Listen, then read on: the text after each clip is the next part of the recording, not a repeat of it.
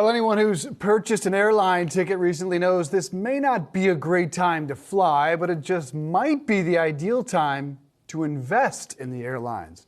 Shares of United taking off earlier today on an upgrade from Morgan Stanley to Overweight. They have since come back down to earth, but still a pretty solid day to start this week. On that news, analyst Ravi Shankar writing, UAL seems on track to exceed its 2023 guidance and to hit its 2026 guide issued 18 months ago, something even the biggest UAL bulls may have considered difficult at the time.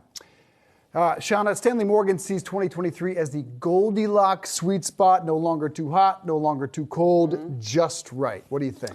I think it makes sense when you take a look at the travel trends and what we're seeing in terms of the pent-up demand. The travel levels, the TSA numbers look very strong. We had been expecting it, but when you compare this past weekend to what we saw in 2019, we actually exceeded 2019 levels on Saturday. So those levels have really returned to what we were seeing pre-pandemic. Obviously, a bullish sign here for the airlines. I also think it was interesting within that note from Morgan Stanley, what they said about the low-cost carriers. They said now while they are up against some pretty tough comps compared to last year, that's why they did downgrade Allegiant Air to equal weight from Overweight. They are pretty bullish given the pent-up demand that they are seeing from those low-cost carriers and the fact that it's so expensive to fly right now. More and more people are trading down to those lower-cost carriers. It is brutal, and it's interesting. Until this note, I hadn't realized how much UAL had outperformed its rivals. Still down around 2% year-to-date, but that's given Delta down about 10%, Southwest down about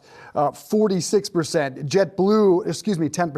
JetBlue down 46%, American down 25%, so dramatically outperforming all of its rivals. And look, when you look at the year 2023, 2024, it feels like a new norm. I think people are still talking about revenge travel. That's not what it seems like out there. It seems like people have just shifted their priority to spending now on experiences, on travel, rather than on goods. I think it's a new norm we're entering, plus supply chains appear to be clearing up.